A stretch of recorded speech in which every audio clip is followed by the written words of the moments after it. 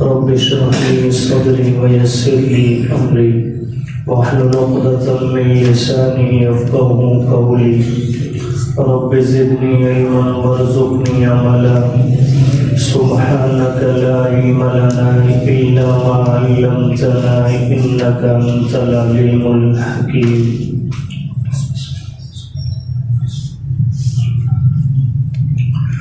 یا ایھا الذین آمنوا، اے وہ لوگوں جو ایمان لائے، لا تقدموا، مت بڑھو آگے، بین یدی اللہ، اللہ کے سامنے، ورسولہ، اور اس کے پیغمبر کریم صلی اللہ علیہ وسلم کے سامنے، واتقوا اللہ، اور ڈرو اللہ سے، ان اللہ، بے شک اللہ تعالی، سمیع، سننے والا ہے، علیم، جاننے والا ہے۔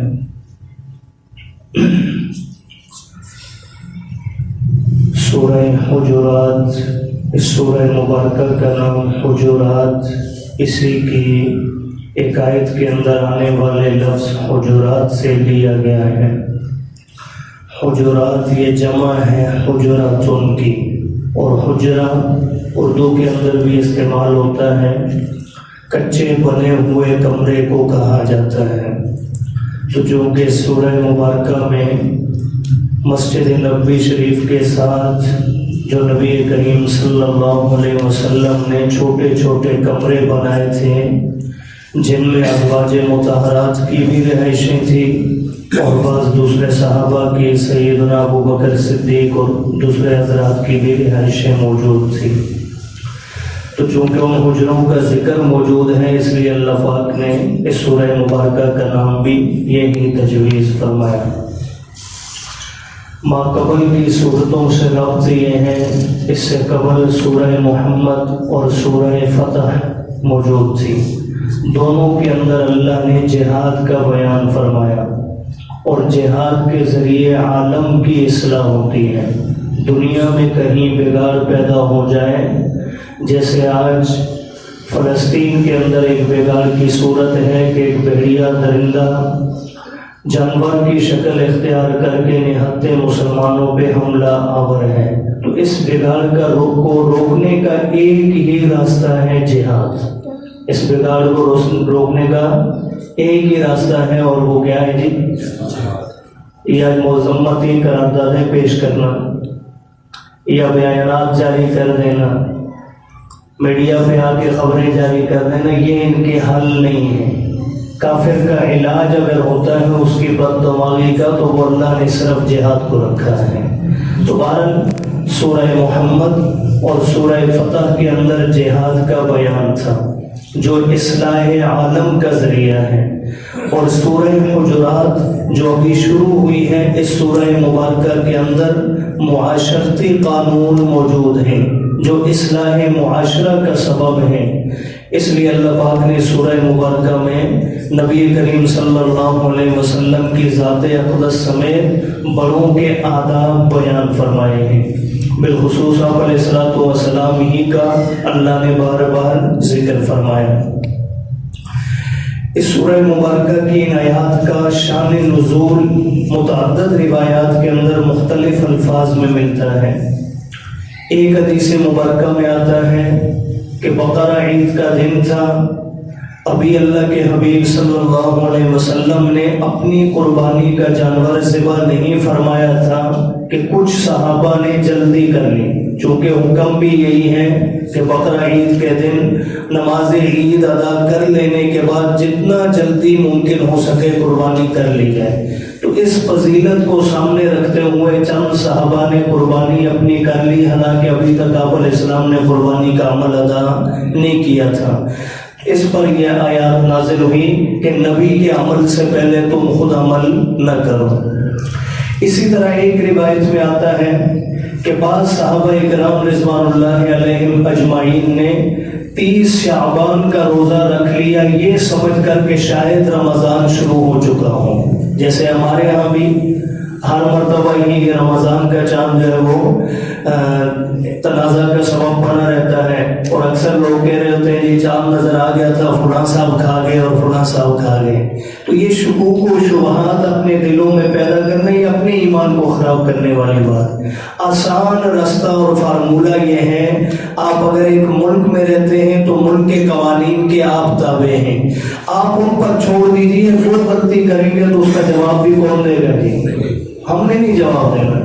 اس لیے ہمیں خواہ مخواہ بدگمانیاں پیدا کر کے، غیبتیں کر کے اپنا ایمان نہیں خراب کرنا چاہیے. جیسے ہی ملک کی طرف سے اعلان ہو آج رکھنا ہے، آج افطار کرنا ہے، بس اسی کے ساتھ چلیے.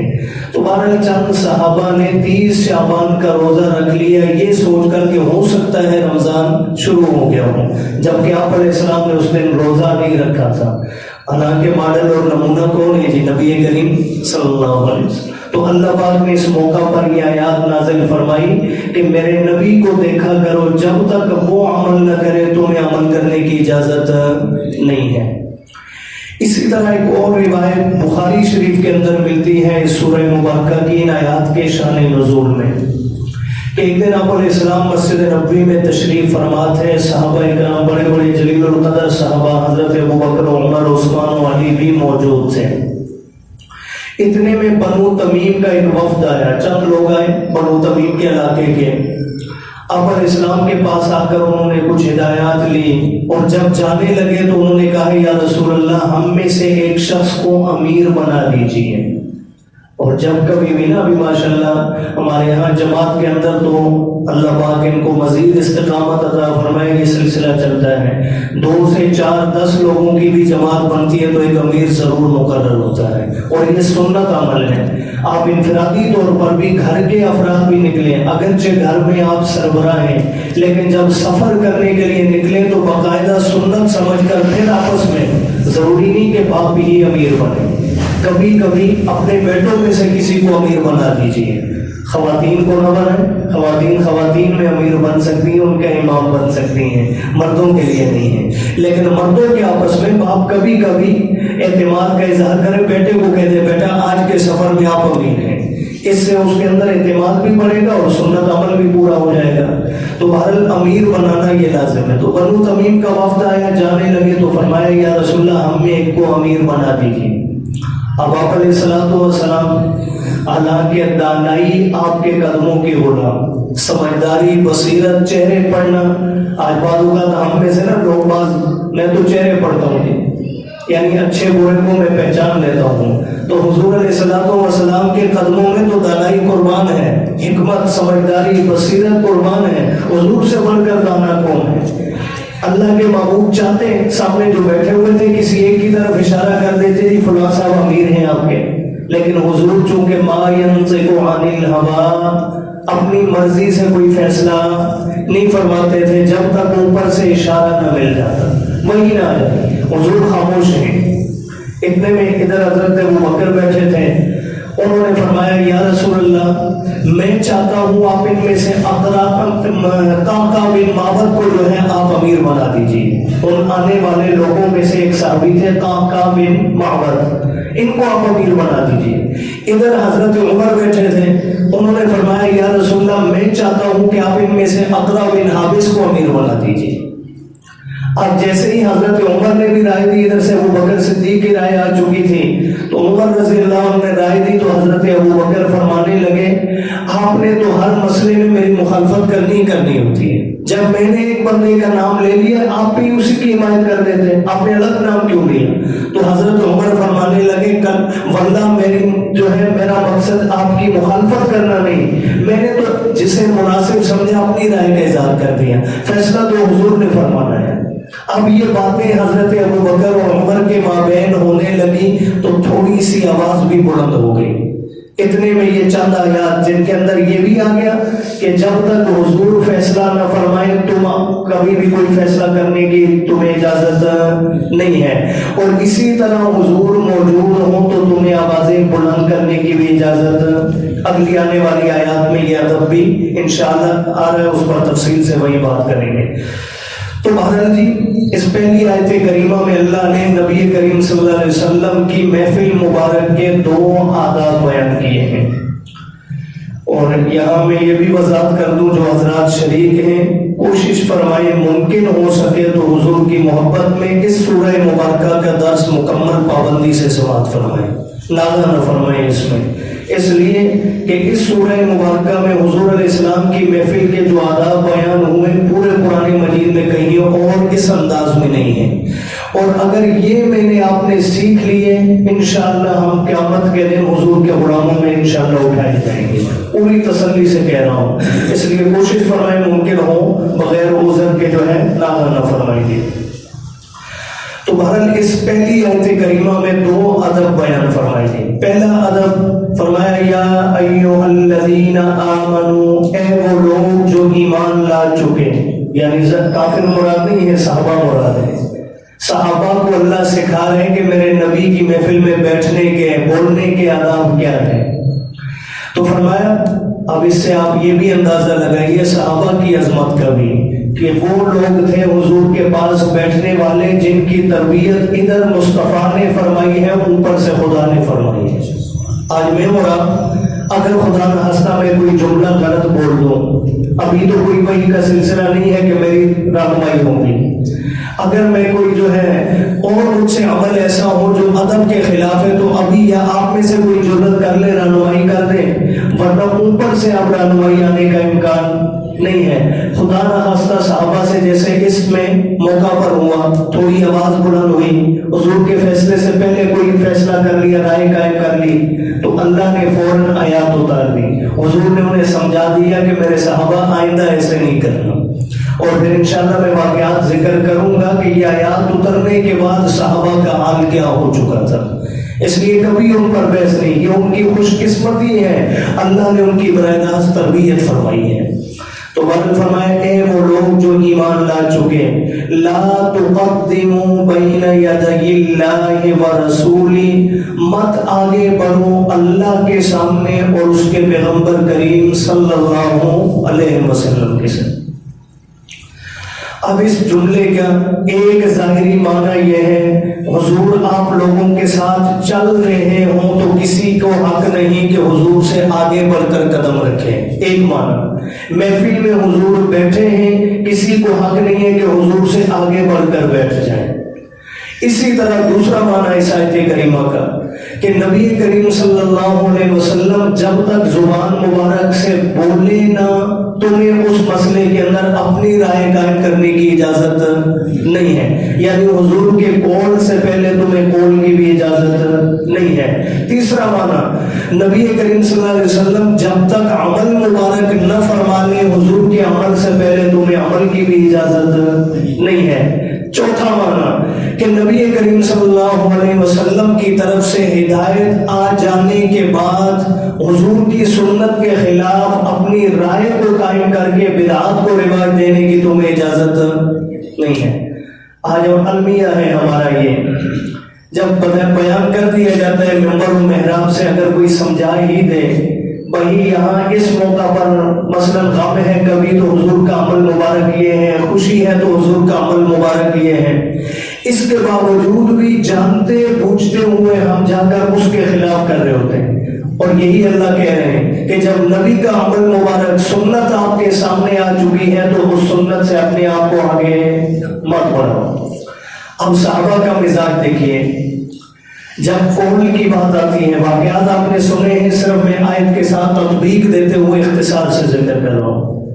جب قول کی بات آتی ہے تو صحابہ حضور کے ارشاد کی تعویل نہیں کرتے کہ شاید حضور کا مقصد یہ ہو، شاید حضور کا مقصد یہ ہو، نہیں، ادھر زبان سے جملہ نکلا، صحابی نے اس پر 100% عمل کر کے دیکھا ہے۔ اللہ کے محبوب مسجد نبوی میں خطبہ ارشاد فرما رہے ہیں، ان صحابہ اکرام کچھ بیٹھے ہوئے، کچھ دائیں بائیں، جگہ کی قلت بھی تھی، تنگی بھی تھی، یا کسی اور وجہ سے کھڑے ہیں۔ اتنے میں حضور علیہ السلام نے جو دائیں بائیں کھڑے تھے، جیسے ہمارے یہاں بھی جلسہ جب ہو رہا ہو تو کچھ لوگ بیٹھے ہوتے ہیں تو کچھ دائیں بائیں کھڑے رہتے ہیں، تو حضور نے ان لوگوں سے فرمایا اجلسوا الی مکانکم، اپنی جگہوں پر بیٹھ جاؤ۔ یہ جملہ حضور کی زبان مبارک سے نکلا، اتنے میں حضرت عبداللہ بن مسعود رضی اللہ عنہ باہر سے تشریف لا رہے تھے، جوتیوں کی جگہ پر پہنچے تھے، کانوں میں یہ جملہ پڑا اجلسوا الی مکانکم۔ ہماری مسجد میں یہ بات آپ کو اور اچھی طرح سمجھ آئے گی کہ جہاں جوتے اتارتے ہیں سامنے واش روم بھی ہے۔ اب میں اور آپ ہوتے ہیں، یہاں سے اگر یہ کہا جاتا بھائی اپنی اپنی جگہوں پہ بیٹھ جاؤ، تو ہم میں سے کوئی تھا کہ جو وہیں پر واش روم کے سامنے بیٹھ جاتا؟ ہم تو تعبیر کرتے جی یہ مجھے نہیں کہا جا رہا، واش روم کے سامنے بھی کوئی بیٹھنے کی جگہ ہے، لیکن صحابہ کا مزاج یہ نہیں ہے۔ عبداللہ ابن مسعود کے کانوں میں آواز پڑی، ایک قدم بھی آگے نہیں اٹھایا، وہیں جوتوں میں بیٹھ گئے۔ نبی کریم صلی اللہ علیہ وسلم کی نگاہ مبارک پڑی، آپ نے سوال فرمایا ابن مسعود آپ وہاں کیوں بیٹھ کے؟ میں نے آپ کو تو نہیں کہا۔ تو حضرت عبداللہ ابن مسعود نے جو اس وقت جملہ جو روایات میں وہ تو یہ ہے کہ اے اللہ کے حبیب آپ کی زبان مبارک سے نکل جائے کہ اپنی جگہ پر بیٹھ جاؤ، تو غلام کی مجال کیا ہے کہ ایک جملہ بھی آگے اٹھے۔ اور اسی کو کسی نے بڑے عجیب انداز میں بیان فرمایا درد مندوں سے نہ پوچھ کہاں بیٹھ گئے، تیری محفل میں غنیمت ہے جہاں بیٹھ گئے۔ جہاں جگہ مل جائے، ہمارے لیے تو جوتے بھی سعادت ہیں حضور کی محفل مبارک کے اندر۔ تو بہرحال یہ تو ہے قول کی اتباع، عمل کی اتباع دیکھیے۔ حضرت عبداللہ ابن عمر رضی اللہ تعالی عنہما سفر پہ جا رہے ہیں، بالکل خالی راستہ ہے، لیکن حضرت عبداللہ ابن عمر نیچے یوں جھک کر گزرے جیسے سامنے کوئی رکاوٹ ہو۔ ساتھ چلنے والوں نے پوچھا، اس وقت عبداللہ ابن عمر ضعیف تھے، سفید ریش تھے، فرمایا عبداللہ ابن عمر سے کہ یہاں تو کوئی رکاوٹ ہے نہیں، آپ جھکے کیوں؟ فرمایا میں بھی دیکھ رہا ہوں آج کوئی رکاوٹ نہیں ہے، لیکن میں جوانی کی عمر میں حضور کے ساتھ اسی راستے پہ گزرا تھا، اس وقت یہاں ایک درخت تھا راستے کے کنارے پہ، اس کی ایک ٹہنی جو راستے میں آئی ہوئی تھی، جس کی وجہ سے میں نے دیکھا کہ اللہ کے محبوب جھک کر گزرے تھے۔ آج وہ ٹہنی تو موجود نہیں ہے، لیکن عبداللہ ابن عمر کے سامنے حضور کا عمل تو موجود ہے، تو میں اس کی پیروی کر رہا ہوں۔ یہ ہے اتباع صحابہ کی۔ اب اسی پہ واقعات اگر ذکر کرتا رہوں گا تو وقت زیادہ طویل ہو جائے گا ہمارا۔ تو بہرحال یہ پہلا ادب جس کو اللہ نے قرآن میں فرمایا کہ نبی کریم صلی اللہ علیہ وسلم اللہ کے سامنے اور پیغمبر کریم کے سامنے مت بڑھو۔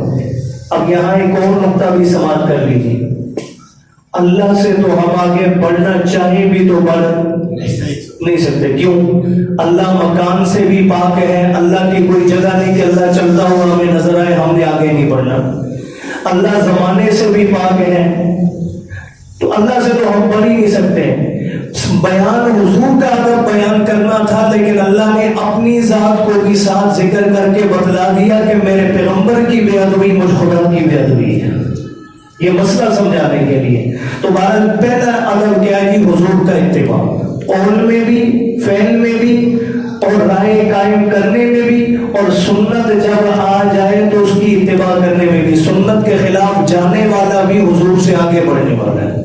دوسرے لفظوں میں گویا وہ یہ کہہ رہا ہوتا ہے کہ معاذ اللہ حضور کو یہ دین کی بات، جیسے آج کل بہت ساری بدعات ہم نے پیدا کی ہوئی ہیں جنہیں ہم ثواب سمجھ کے کر رہے ہوتے ہیں۔ ابھی ربیع الاول کا مہینہ گزرا، بہت ساری، اور کبھی کبھی میں سنتا ہوں، حالانکہ میرا مزاج اس طرح نہیں ہے، لیکن کوشش کرتا ہوں کہ شاید کوئی نئی بات مل جائے، تو بعض بزرگوں کو سن کر انتہائی دکھ ہوا کہ ان بدعتوں کو بچانے میں ایسی من گھڑت دلیلیں بیان کر رہے تھے کہ اللہ حافظ، اللہ سمجھ لے۔ اللہ کی سیدھی سی بات ہے بھائی، جو کام اللہ نے کرنے کو کہا نہیں، حضور نے کر کے دکھایا نہیں، صحابہ نے کیا نہیں، وہ کام ہمارے لیے اچھا ہو ہی، سیدھی سی بات۔ اگر اچھا ہوتا تو کیا حضور چھوڑ کے چلے جاتے؟ کوئی عبادت کا ایسا کام ہے جو حضور نے چھوڑ دیا ہو؟ کوئی عبادت کا ایسا کام ہے جو صدیق و عمر عثمان و علی چھوڑ گئے ہوں؟ گویا ہم یہ کہہ رہے ہوتے ہیں کہ ہم ان سے بھی دو قدم آگے ہیں، وہ تو یہ کام نہیں کر سکے اور ہم آگے ثواب کا کام کریں۔ بھائی ان سے آگے بڑھنے کی کوشش مت کریں، یہی قرآن سمجھا ہے۔ جو عمل حضور کا ملے، جو صحابہ کا عمل ملے، وہ کر لو آنکھیں بند کر کے، تمہاری عقل مانے یا نہ مانے، اور جہاں ان کا عمل نہ ملے وہاں رک جاؤ۔ اگر وہ بغیر اس عمل کے جنت میں جائیں گے تو ہم بھی انشاءاللہ چلے جائیں گے۔ تو بہرحال جی پہلا اگر فرمایا لا تقدموا بین یدی اللہ ورسولہ، مت بڑھو آگے اللہ کے اور اللہ کے پیغمبر کے یعنی ان کی اتباع کرو، ان کی اللہ کے حکم کو مانو اور پیغمبر کے طریقے پر چلو۔ دوسرا ادب، اب یہ پہلا ادب پیدا کیسے ہوگا، اس کے لیے اللہ نے دوسرا ادب آگے بیان کر دیا، واتقوا اللہ، اللہ سے ڈرو۔ یہ اتباع کب آئے گی؟ جب اللہ کا ڈر ہوگا دل میں۔ اللہ کا ڈر نہیں ہے، آپ کو کیا پرواہ ہے کہ جناب حضور کی اتباع میں کروں یا نہ کروں، پھر تو آپ آزاد ہیں۔ جب اللہ کو خوف دل میں ہوگا اور یہ بھی عقیدہ ہوگا کہ اللہ چھوٹی سے چھوٹی باریک سے باریک بات کو سننے والا ہے اور میرے ہر عمل کو دیکھنے اور جاننے والا ہے، جب یہ عقیدہ ہوگا تو کبھی بھی حضور کی پہ مخالفت نہیں ہوگی۔ اس لیے دوسرا ادب بیان فرمایا واتقوا اللہ، اور تقوی اختیار کرو، اللہ سے ڈرو۔ ان اللہ سمیع، اللہ سے کیوں ڈرو کہ اللہ تمہاری ہر بات کو سننے والا ہے، جو بھی زبان سے بول نکلتا ہے حضور کے عمل کے مطابق ہے یا نہیں اللہ سن رہا ہے، علیم، اور تمہارے ہر عمل کو جاننے والا ہے۔ اللہ پاک اپنے پیارے حبیب صلی اللہ علیہ وسلم کی سچی محبت کامل اتباع نصیب فرمائے۔